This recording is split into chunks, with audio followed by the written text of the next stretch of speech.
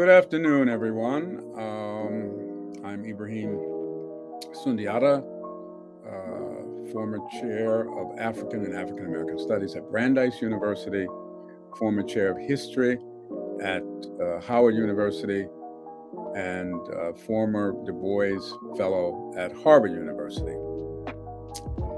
Now, we're in the middle of the summer, and some news is good, some news is bad. And recently, I received a bit of news that affects me personally.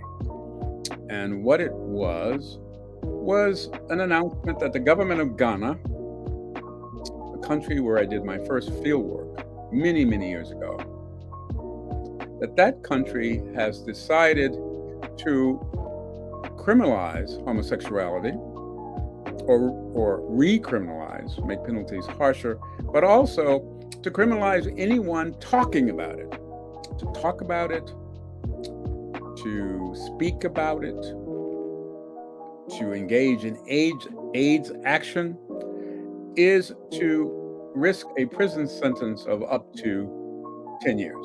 And that's extremely, extremely worrying. And I'm going to explain to you later why that is so worrying. Obviously, on the face of it, it's worrying.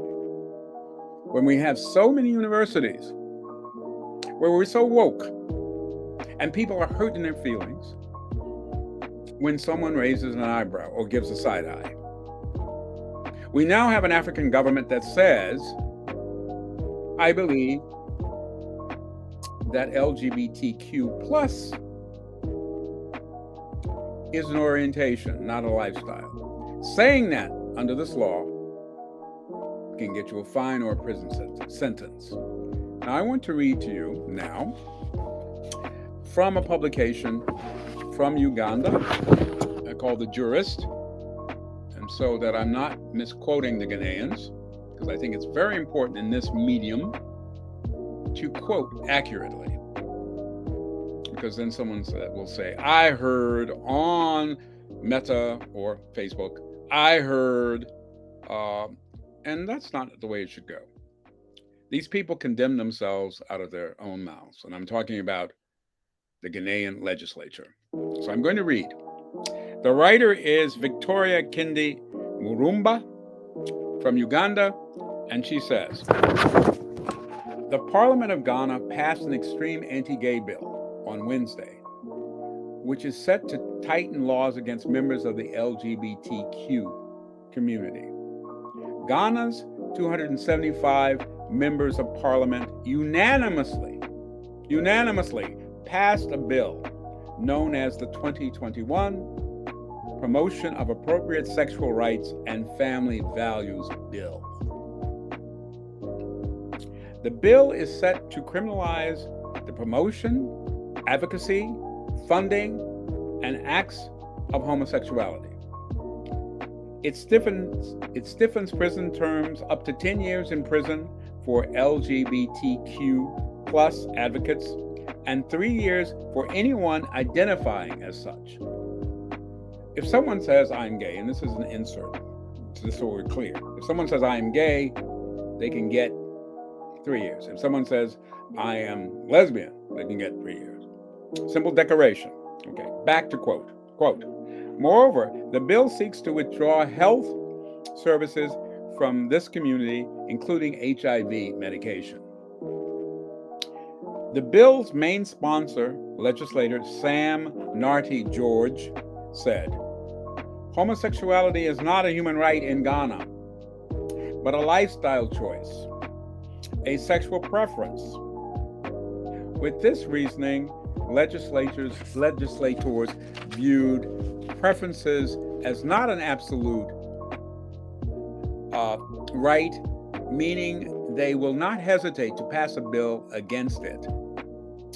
Furthermore, George warned the U.S. not to interfere with plans to pass the bill, threatening to halt Ghana's business dealings with the U.S. should the U.S. complain. The Speaker of the Parliament, Alban Bagin, stated LGBTQ plus practices are strongly abhorred and will not be allowed to take root in Ghana, he said. And again, I quote, I am very clear in my mind that the Parliament of Ghana will pass this bill to criminalize LGBTQ.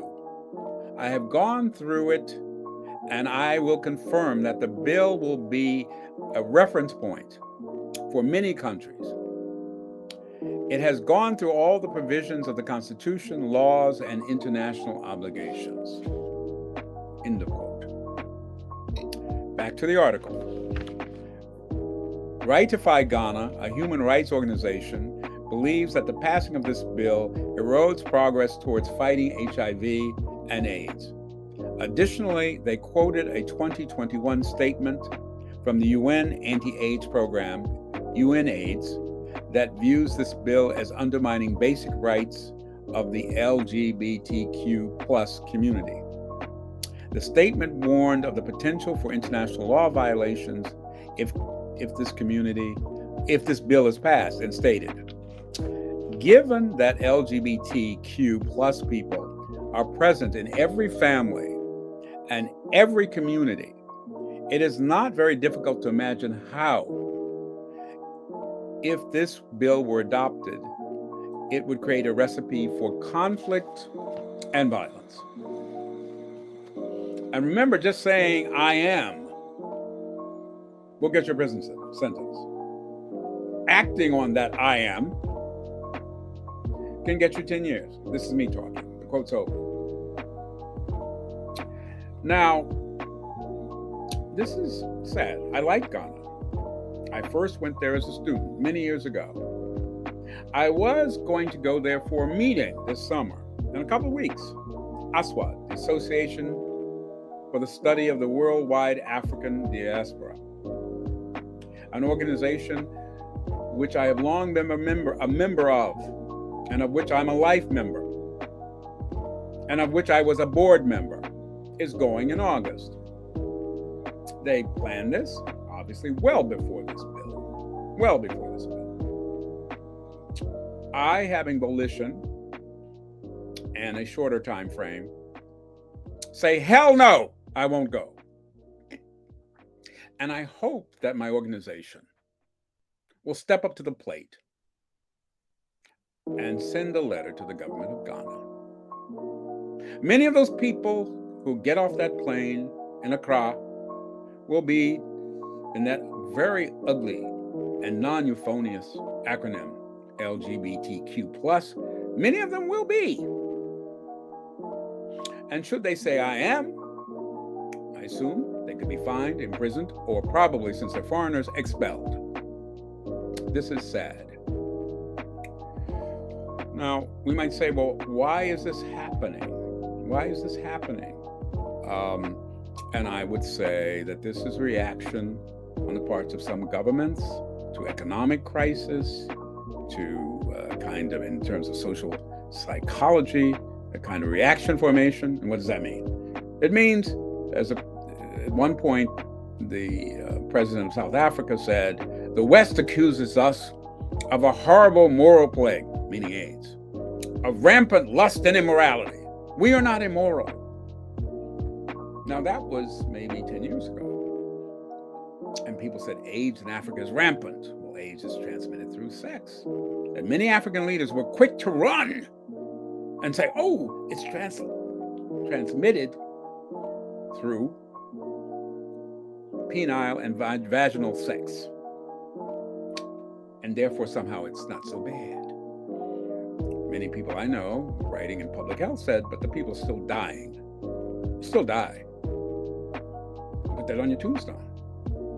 How you got it, but you're still dead. And you're going to remain that way. Now, what to do? How are we to approach this?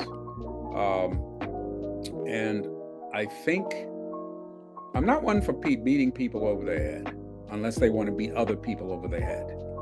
And should they come for them, they will have to come for me too. I want to be clear. Many people think it's a free ride. This is a community you can beat up on.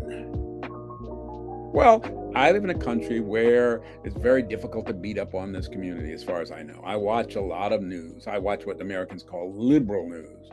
And you would think that the millennium had come, but it hasn't. There are many parts of the world where LGBTQ plus people, and we have to come up with a new acronym. I really, really don't like that. We live in a world in which you step outside the boundaries of the United States, and it's very different. And obviously, we can't force our beliefs on other people. We can't force our ideology or our lifestyle on anyone else, and we shouldn't, even within the United States. And on this, I'm pretty conservative. I think people have a right.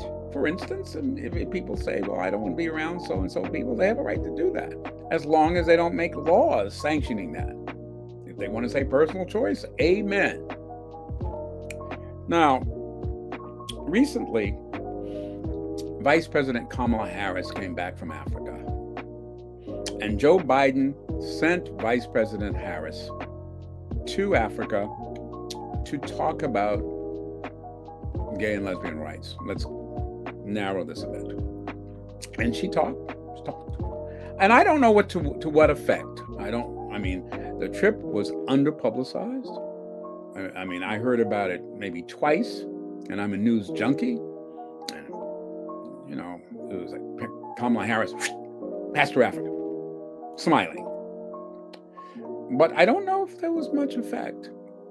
And also, I would say that what we have to do is understand that people need time, but they don't need millennia to understand things. Human rights are human rights, and they should be granted immediately. Now, in 2020, then Vice President, then Secretary of State, Hillary Clinton went public condemning persecution of gay people and lesbian people and queer people and intersex people and asexual people, etc., and addressed African governments. Already there was a lot of concern about Uganda, because in Uganda in 2009, the government passed a bill that said, in some cases, homosexuality could be punished by death. Rachel Maddow said on MSNBC, it was called, or in her mind, Kill the Gays Bill. This was a long, long way from DeSantis in Florida. This was kill them in certain situations. This was 2009. In 2009, 2012, Hillary Clinton makes a big public policy statement and foreign policy that this is wrong, the country shouldn't do this. The day after the Supreme Court said gay marriage was legal in the U.S., President Obama flew off to Africa, and his host, the president of Senegal, met him, and the issue came up. And the president of Senegal equivocated a bit, and this is how things, you can get to a point where things you try to straddle. And so the president of Senegal said, after speaking to President Obama, we're not there yet. That's on gay marriage. I guess he was trying to be nice. It didn't quite work. People in the press, some of the populists said, what do you mean we're not there yet? You mean we're behind? We'll never get there. It is evil. And to say that we're not there implies that somehow we're on some path. No. We are our own moral arbiters. We will never get there. And in the neighboring country of Gambia, around the same time, the president said that homosexuals were witches and that people had full rights to kill them. Now, we're talking about recent history. We're not talking about old stuff. This is recent. I'm a historian, but this is recent. And I remember when some of this came out, and I'm thinking, oh, no, there's got to be a mistranslation. Talking about now. And I think when I talk about reaction formation, when people, say things about Africans. Africans are nasty. Africans are disease-ridden. Then there's a pushback. No, we are the moral arbiters of the universe. Then you get in kind of silly argument because we're all people. Now, the first article I wrote, and I should say, if I were immodest, I would say that I wrote it as a mere child. But I wrote an article in Présence Africaine many, many years ago, my first article, in which I wrote about homosexuality. And one of the things I was saying is it's interesting that projections onto the black body, I didn't say black body, that discourse hadn't come up yet, but projections on what we now say the black body or black sexuality, often came out of Europeans' own fears and Europeans' own insecurities, etc. But that as time went on and books were published, this was absorbed by some Africans. So it became part of the experience of going to school and reading, etc. But it set up kinds of stereotypes, which may be different from American stereotypes, but were stereotypes applied to Africans. Right. And so it has a lot to do with drumming and sexuality and all that. But to be more specific, I'm going to give you an example, which will seem strange. The man who said he invented anthropology, Sir Richard Burton, okay, 1820, 1895, I think. Richard Burton was an explorer. And he went to Mecca, and he went to Alabama, and he went to Paraguay, and he went all over the world. He was one of the most traveled people of his time, and he wrote these long surmises about sexuality. And one of the things he said is Africans are very seldom sodomite. Africans are not what we today would say homosexual, male homosexual. It doesn't happen. Now, the reason Africans cannot be homosexuals is because they're too dumb. That basically it takes decadence to be homosexual, and Africans hadn't reached the stage of civilization where they could decline. And that's what he said, as an anthropologist, as one of the founders of anthropology. So I want us to think about that as we proceed. Thank you. I would like to know if you think that the conditions in Africa will improve in the future. I hope so. I really, really hope so. It's my sincere hope. However, I think that the process will be long. I think there will be people resisting, saying this is our way. And I don't know what it means when you say this is our way. You mean you've always been homophobes? And someone might say, yes. Well, when? Show me the proof. So I think that people begin to say this is their culture. This is part of their culture. But they can't explain to you how it's their culture. When did it happen?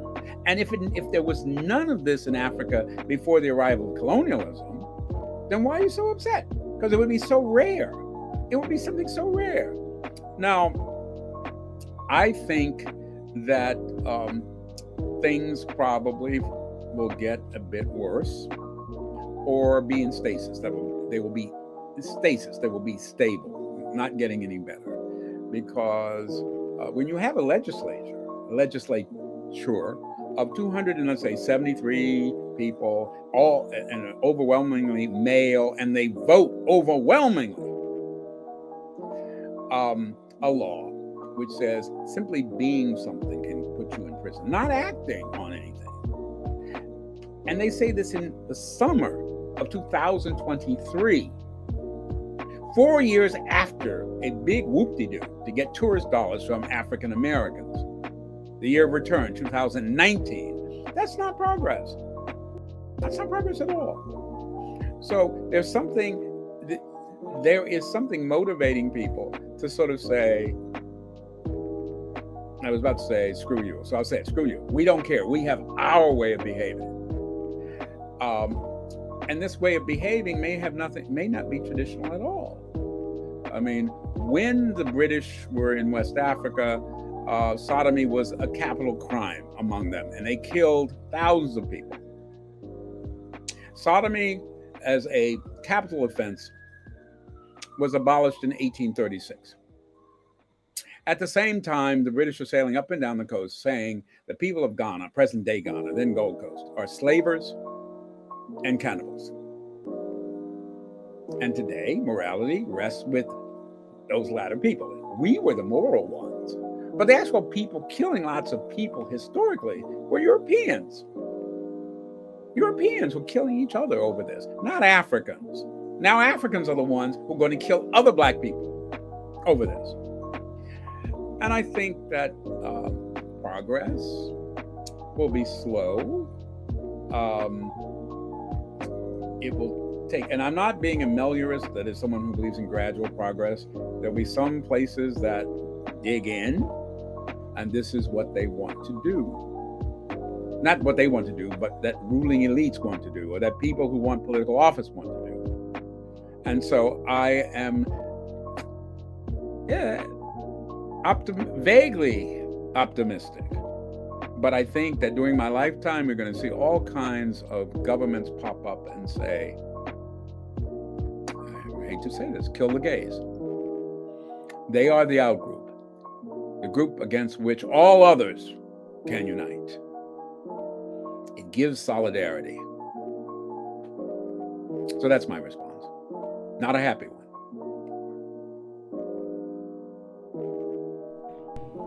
Okay, so the second question is, do you think there's any connection between homophobia in Africa and homophobia in Brazil or in the US? I do.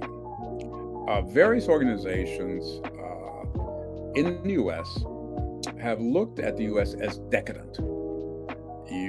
We have a president who, well before, let's say President Obama, said that gay marriage was a right. I'm talking about President Joe Biden. So more than a decade ago, he was in favor of gay marriage. We have gay people in the cabinet. We have gay people in the military. And there is a kind of reaction to this in the United States, as we know. It's part of the culture wars. And the culture wars are fierce because they're so emotional and they involve sex. So what's happening is that some groups say, look, the US is going down the tubes, or we have one battle here. Many years ago, there was someone who visited Africa and said, I'm a Jesus guy, and I have a heart for Africa. And that was Senator Jim Inhofe, a Midwestern Republican, arch-conservative, and very socially conservative. But he says, well, we have to feed people, we have to take care of AIDS orphans, and we have to fight the demon of sexuality. Rick Warren, who was at Obama's inauguration, did an invocation, has been all over Africa, preaching against the sins of the flesh, especially LGBTQIA. Groups, including one from my own state of Massachusetts, have been to places like Uganda. This was a decade ago, but they're still there. And around the time of the Kill the Gay bill. And they gave money, they had pamphlets, they had seminars, they had prayer breakfasts. And then one man actually in this group said, well, you know what's really happening is that these demons come, white demons, tourists come for our children. They go all the way to Central Africa because they can't get any children anywhere else. And also that there are witches who live under Lake Victoria and cause people to have car accidents and then collect their money. So this all became some kind of weird mishmash of religious belief from various places. There are groups which give money in Brazil, groups which are very family valued. I think of the recent bill this summer, a few weeks ago, where Ghana, the legislature is talking about family values. Now, there are meetings and seminars and church visits, and so this is a global crusade for family values, with money going around. And a message that falls on fertile ground. And this is what is strange. Marxism didn't succeed in Africa. When I was in school, every African leader and his mother was talking about Marxism or African socialism. Did not grow. But these culture wars have attracted so many people to come up and declare that their countries are purpose-driven, driven by the divine spirit, and this divine spirit or whatever tells them to go out and beat a woman over the head. One example, because of whom she sleeps with. So we're looking at groups. We have their names, but who go throughout the world, not spreading cheer, but spreading fear. And I think that's going to continue a while. And some of that will depend upon what happens in the United States. Just to terminate, way back around 2015, one of the politicians in Uganda said, and this says a lot about diasporic blackness, because to me, we have to work with that. All skin folk are not kinfolk, neither are they saved by the Holy Spirit. Anyway, Ugandan politician said he could not wait for 2016. So this is like 2014, 2015. Because then the United States would be free of Obama. And they would get a real moral man in the White House. And this would influence policy towards Africa and morality. And so you have some people in Africa saying Donald Trump was the best thing ever to happen for world morality. This is an ongoing struggle. We're not there yet. I hope that was helpful. I want to say thank you so much to my very able and capable assistant and editor, Pedro Henrique. I want to say thank you to everyone watching this. As I said, one of my little fireside chats reached about 2,000 people, and hopefully people will listen. It probably will get more controversial as it goes on. I've got some surprises for you. And with that, I'll say goodbye. Until next time.